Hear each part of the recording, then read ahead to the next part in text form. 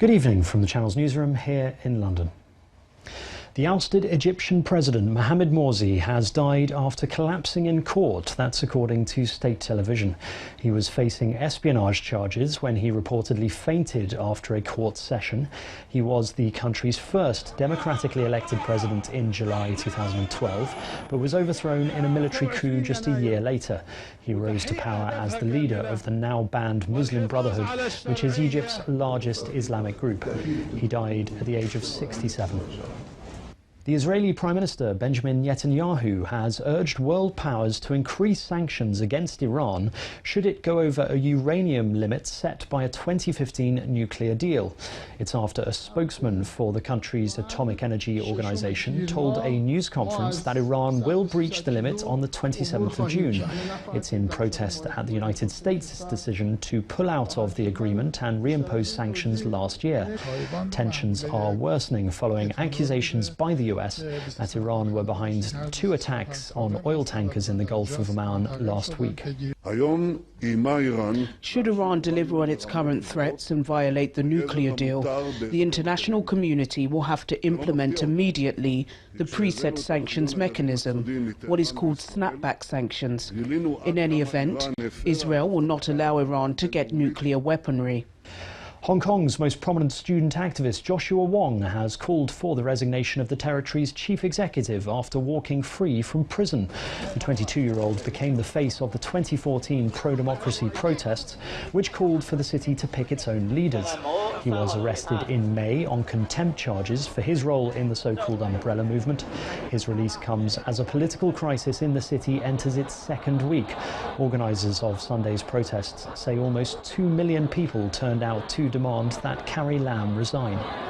Now is the time for me to join this fight. It's time for us to urge Carrie Lam to withdraw the extradition law proposal, and it's her responsibility to step down and to face how 2 million people already joined the fight and urge her to bear the political responsibility. Power has been restored to much of Argentina and Uruguay after a massive electrical failure left tens of millions of people in the dark. The blackout happened on Sunday morning, caused by a failure in an electrical grid that serves both Argentina and Uruguay. Parts of Paraguay and Chile were also affected. The outage occurred as people in Argentina were preparing to go to the polls for local elections, delaying voting in several regional provinces. Argentine President Mauricio Macri has promised a full investigation. 8 people have been killed after a dinghy carrying migrants sank off Turkey's western coast. Search and rescue operations were launched by the Coast Guard to reach the passengers of the boat, which sunk off the coast of the Bodrum district in the Mugla province. The rescue teams say 31 other people were rescued. Executives at Boeing have apologized for the loss of life in 2 crashes involving its 737 MAX planes. A combined 346 people died following crashes in Indonesia and Ethiopia that triggered one of the worst crises in the company's history. The worldwide grounding of Boeing's fast-selling aircraft followed. The company say they made a mistake in not communicating that a safety indicator in the 737 MAX planes didn't work and promised more transparency.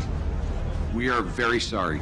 Our thoughts and our prayers are with the loved ones of those who lost their lives.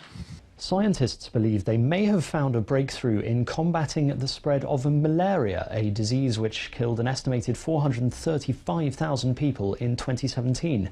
Entomologists at the University of Maryland in America engineered the DNA of a type of fungus to deliver a toxin which kills malaria-carrying mosquitoes. After successful lab trials, the team headed to Burkina Faso, where scientists there produced and tested the toxin-infused fungus in a national research lab in Bobo Dioulasso and constructed a simulated village named Mosquito Sphere in nearby Somuso. Out of the box, if they land anywhere on the outside of a mosquito, they'll recognize that they're on a mosquito and they'll burrow their way into the mosquito. And finally, France's most famous orangutan has celebrated her 50th birthday. Named Ninette, she was given several edible presents, including a strawberry cake for the occasion. She is the oldest resident of the zoo, where the Borneo-born ape arrived as a 3-year-old in 1972. Orangutans are critically endangered in the wild, with the International Union for the Conservation of Nature estimating that there are only 100,000 remaining on the planet. And that's your international news around the world in 5.